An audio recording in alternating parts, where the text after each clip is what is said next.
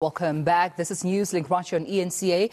Now, opposition parties are expected to hold their national convention on the 16th and 17th of August. This ahead of next year's national elections. They're hoping to kick the ANC out of power. So let's speak now to ActionSA's National Chairperson, Michael Beaumont, joins me right here on Newslink. Thank you, Michael, for your time. Good morning. Good morning. It's great to be with you here in studio. Great to be with you. The national convention taking place on the 16th and 17th of August. How's it going? All underway? Well, certainly the process has begun. It's the first of its kind in South Africa's young democracy, where political parties have come together to say that our governing party is falling below a majority. We can play a key role determining how far below a majority they fall. But I think a lot of South Africans know that the ANC has failed South Africa. They know the ANC is falling below a majority. What they're looking for is a coherence of political parties on the other side that can present solutions to the greatest challenges they live with. And that's what we want to explore.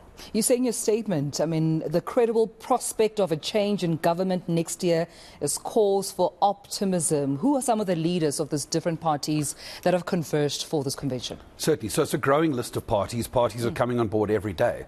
But currently, ActionSA, the Democratic Alliance, the IFP, the Freedom Front Plus, the National Freedom Party, the United Independent Movement, and the Spectrum National Party are currently there. But as I say, every day political parties are coming on board, and we want this to become a growing and broad church, capable of achieving a majority in next year's elections. Yeah. What about the SADP and Build One South Africa? I know they've been quite committed in attending your meetings as observers, but haven't really yet made the commitment there. I think they've still got internal processes that they need to undergo, but certainly I think there's a willingness to be at the table. And I think we're always at pains to say that just by virtue of starting these talks is not to say there is a pact. These are talks to see if we can get to a pact. And that's ultimately what will lead to the 16th and 17th of August. But we want more political parties to join this thing on a daily basis. Right. But to form a pact, you need to have an agenda, right? And agenda points. What are they? Well, I think this is the thing that's so exciting, because so often we see coalitions in this country built around we're anti this or we anti that. But for the first time, this is a group of parties that are now saying, all right, if the greatest challenges in our country are the economy and load shedding and crime and education and corruption, can we agree on how we could address these things jointly and agree to disagree on certain things? But the core elements of solutions to these greatest challenges, can we find common ground? And what we're already finding is when you deprioritize the politics and the personalities and you actually look at the overlap and solutions, there's a lot of common ground we can build there.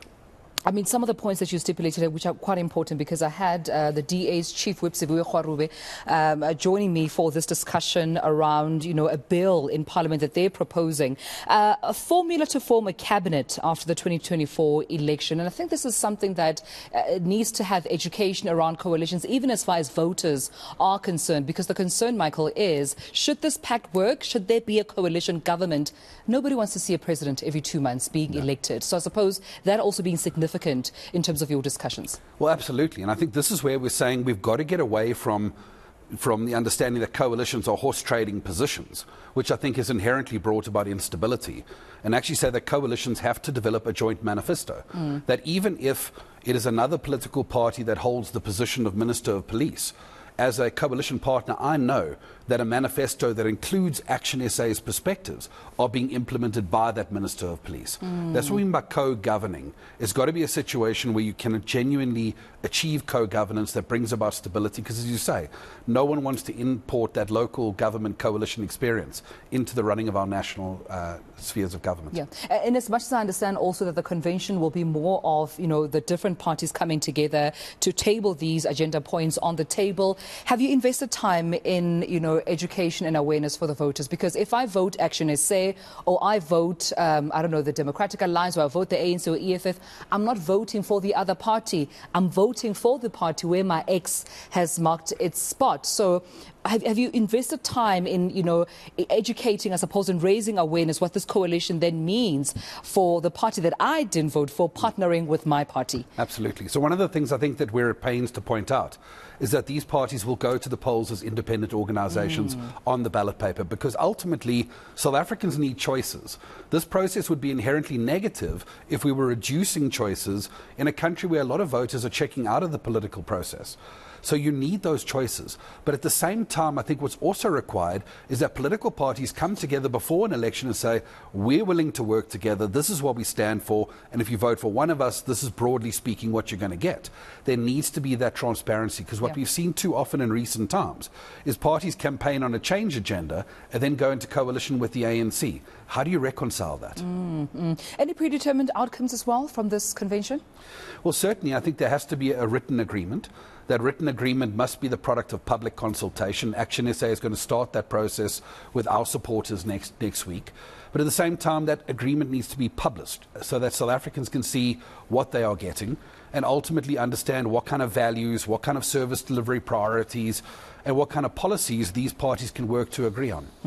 I also find it interesting that you chose, is it the Empress Palace as the venue for this convention? Why the Empress of all places? Well, it's such an important symbol in South Africa. Yeah. The CODESA negotiations between 1990 and 1993, so much took place at Emperor's Palace in Kempton Park. It is the symbol. And I think in many ways we found ourselves in another moment just like that in our country, albeit completely different.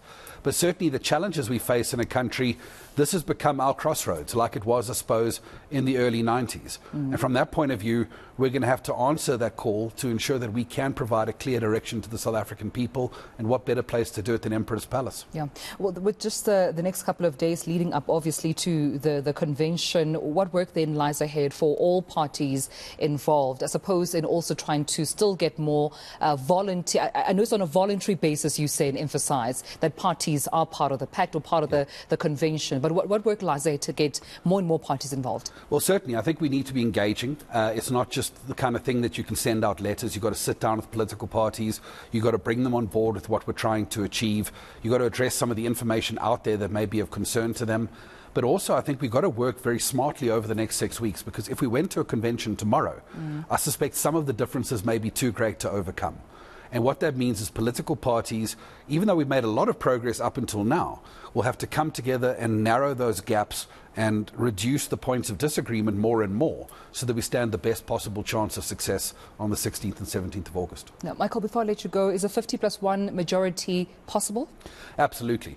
But I think a lot of people miss the most important part of that equation, and that is the South Africans who have checked out of the voting process. We're talking about 24 million people who are registered and who have stopped voting, or who are not registered to vote at all.